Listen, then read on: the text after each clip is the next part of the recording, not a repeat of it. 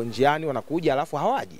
Lakini mwisho wa siku huenda kweli aliwasiliana nao akaambia tunakuja, kumbe Simba wako Bunju wanaendelea na mazoezi na vitu vingine. Kwa sababu kuna taarifa pia zilitoka kwamba jana huenda Simba akavunja kambi, lakini Simba hawajavunja kambi na wapo kimya. Lakini pia huenda Simba wanawaadaa Yanga na Watanzania, wanataka wakacheze ile mechi ikiwa na mashabiki wachache watakojitokeza uwanjani, lakini pia Yanga wasifanye maandalizi ya kutosha kuelekea mchezo wa kesho kwa sababu Simba atafanya kama surprise. Kwa maana hiyo huenda ikawa hiyo hali ipo. Kwa hiyo tunaendelea kuhisi tu kwenye hili tukio kwamba huenda ikawa hivi, huenda ikawa vile, lakini mwisho wa siku Simba ni klabu kubwa Afrika kwa sasa, wanatakiwa waende kiprofessional. Kama waende kiprofessional ni kuhakikisha wanakwenda kwenye kikao cha maandalizi ya mechi, kama wana changamoto yoyote waiwasilishe kwa njia ya barua. Tuliona Young Africans walitoa taarifa kwa umma na wakapeleka shirikisho tucheze, mechi nyingine ikipangwa. Baadaye kaja kutoka taarifa tunataka kifanyike 1 2 3 4 5, kikaenda kufanyika. Na ukitazama yale malalamiko ya Yanga, zile hoja za Yanga zimejibiwa kwa vitendo kwa zaidi ya 80%. Tumeshuhudia mwenyekiti wa bodi ya ligi amejiuzuru, mtendaji mkuu amesimamishwa, tumeshuhudia baadhi ya haki ambazo Yanga alikuwa anazitaka zinafanyika. Tumeshuhudia wameletwa waamuzi kutoka Misri wanakuja kuchezesha mechi ya kesho, japokuwa kanuni zetu hazisemi wala hazihitaji muamuzi kutoka nje, mpaka kanuni zifanywe maboresho na kuna makubaliano maalum. Kwa nini anakuja waamuzi kutoka nje ya Tanzania? Waje watupe fact. Kwa nini wanakuja? Sisi tuna waamuzi ambao ni dhaifu. Je, ligi yetu ni bora, waamuzi wetu ni dhaifu? Paka mnawaleta kutoka Misri. Tuna waamuzi wa Sudani wanaishi Tanzania, kwa sababu Sudani nafahamu ligi ichezwe na vitu vingine. Wale waamuzi wako Tanzania, kwa nini tusiwatumie wale waamuzi wa Sudani? Je, kuna kikao kati ya Simba, Yanga, bodi na shirikisho walikubaliana kwamba mechi ya tarehe 25 watakuja waamuzi kutoka nje? Kama walikubaliana, Simba wakasaini na Yanga wakasaini, Simba hawezi kukwepa, ili anatakiwa atokee uwanjani na vitu vingine viendelee. Yaani aje acheze na mambo mengine endelee kama mlikubaliana. Kama Simba waliandika barua ya malalamiko wakapinga baadhi ya vitu, basi kesho wasitokee kama taarifa hizo zipo na zimefuatiliwa. Ukiangalia kwenye barua yao ya tarehe 15 waliweza kuitoa kwamba mchezo uko kama kawaida, na sasa na walichoweza kukirelease pale ni kwamba kama endapo ikitokea tarehe nyingine tofauti na 15 hawapo tayari. Hiyo ni taarifa kwa umma. Shirikisho hiyo taarifa ipo? Mimi hawajasema kama taarifa ipo au vipi.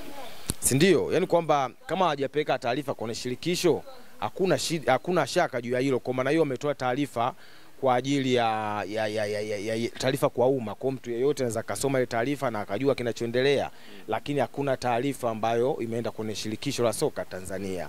Mfano mimi nakutwa sehemu najisaidia haja ndogo, wameandika faini 50,000, wananikokota pale, wananipeleka kituo cha polisi. Mimi naweza nikakubali, ni kweli nimejisaidia pale. Tukifika kule kituo cha polisi naambia mimi sijajisaidia. Hicho kitu sio kweli, kwa unaweza kukataa kule mbele ya safari. Sio kweli, lakini kuna wakati ungezo ukawa umebambikiwa ukakubali kwa ajili ya hofu. Umeona? Kwa nao Simba inaendeshwa kwa uweledi. Kwa kama inaendeshwa kwa uweledi, Simba Sports Club wana haki ya kufuata taratibu zote. Na kipi kinasababisha wagomee mechi ya kesho? Kwa sababu chanzo cha mechi ya tarehe 8 kuvunjika walikuwa ni Simba Sports Club. Chanzo wenyewe. Kwa sababu gani wenyewe? Wanasema walienda kufanya mazoezi pale Benjamin Mkapa, wakazuiwa na mabouncer wa klabu ya Yanga, wakafanyiwa vurugu. Baada ya hapo waliwasiliana na manager akakataa kufungua geti ili waende kufanya mazoezi. Mvutano ukatokea. Baada ule mvutano kutokea, Simba wakatoa taarifa usiku mkubwa kwamba hatuchezi mechi ya kesho kwa sababu tumezuiwa kwenda kufanya mazoezi kikanuni, kaenda ikarudi. Akazungumza alikuwa ni msimamizi wa ule mchezo, tuseme ni match commissioner. Akasema alipigiwa simu akafika kwa haraka pale uwanjani kwenda kutatua changamoto za pale Simba waweze kufanya mazoezi. Muda ukao umesogea, Simba wakakataa.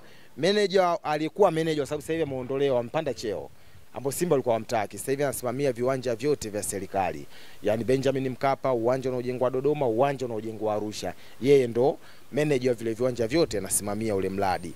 Kwa maana hiyo manager akasema mtu anayepaswa kuja kufanya mazoezi kwenye uwanja huu paka nipokee taarifa kutoka kwa match commissioner. Sikupokea taarifa yoyote kutoka kwa match commissioner kwamba Simba Sports Club watakuja kufanya mazoezi hapa, kwa utaratibu wa kufuatwa.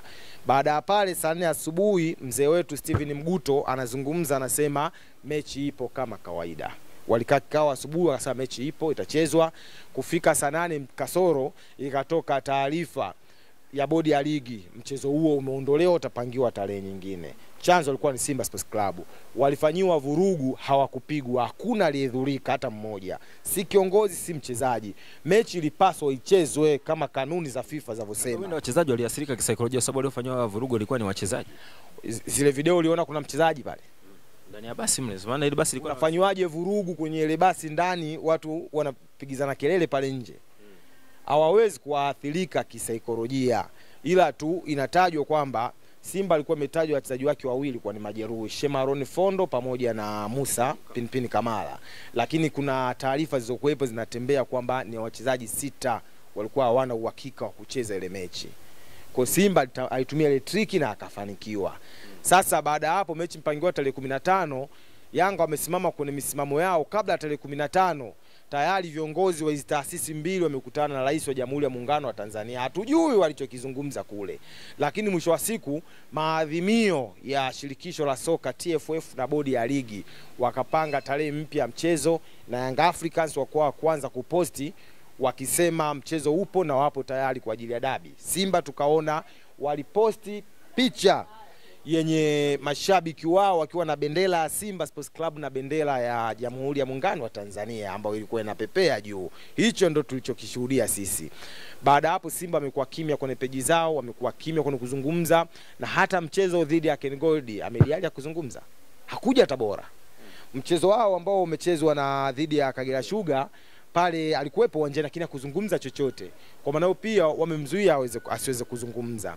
Hata jana kama ulifuatilia ile place ambayo alifanya Alikamwe pamoja na Kalimbo Imanda, Alikamwe pia aliongea kwa kuwaandaa Simba, akasema mchezo wa Simba sio mchezo rahisi, ni mchezo mgumu, ni mchezo wenye ushindani. Yaani yale maneno yake ni maneno ya ushawishi pia kwa timu pinzani aamini hilo waende wakacheze. Kwa hiyo huenda kuna hivyo viashiria vya kuto kucheza. Na kama ikitokea Simba Sports Club hatopeleka timu kesho Benjamin Mkapa, wale waamuzi si wa Tanzania, ni kutoka nje mipaka ya Tanzania, wamegharamiwa, wamelipwa posho, wamelipiwa nauli, kila kitu, apartment na vitu vingine. Kwa hiyo kinachoenda kufanyika pale, wale waamuzi watasimama kwenye kanuni. Kwa hiyo Yanga wataingia uwanjani, watasubiri dakika wanapaswa kusubiri, watapewa pointi 3 magoli 3, wataondoka Young Africans. Kwa kama wanaondoka Young Africans, mchezo kwa umeisha hapo. Kwa Yanga ukishampa pointi, jambo hilo limeisha. Kwa hiyo Simba kama atakuwa na madai yake na shughuli zake zingine, tutaona kwenda kuwajibishana. Je, Simba atakatwa alama zingine 15? Kwa Simba akacheze Confederation, Azam FC akacheze klabu bingwa. Sawa, labda yamkini pengine tu jambo kuzungumza, kuna vitu kama vidai. Kuna madai ambayo Simba mara ya kwanza aliyapeleka, hayakuletewa majibu. Nadhani Young Africans na yeye ni yale ambayo alikuwa ameweza kuyakazia, hatimaye tumeona majibu yameweza kutoka. Awali aliweza kuomba kwamba ripoti ije Simba Sport Club, lakini ripoti haikuja. Tarehe 15 dabi ikawekwa, yeye akakubali kucheza, Yanga akakataa.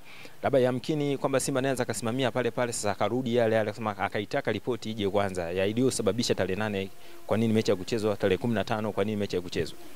Ripoti ya uchunguzi Simba kweli walidai ile ripoti ya uchunguzi iliweza kucheza. Lakini kwa nini walikubali kucheza tarehe 15 kabla ya ripoti ya uchunguzi? Simba walitaka ripoti ya uchunguzi, Yanga walitaka ripoti ya uchunguzi, lakini pia Yanga walitaka wamjue aliyesababisha mchezo uvunjike. Walipokutana na bodi ya ligi, Yanga pia walihakikishiwa na Almas Kasongo, wakatajiwa yule kigogo aliyesema kwamba Simba wasiruhusu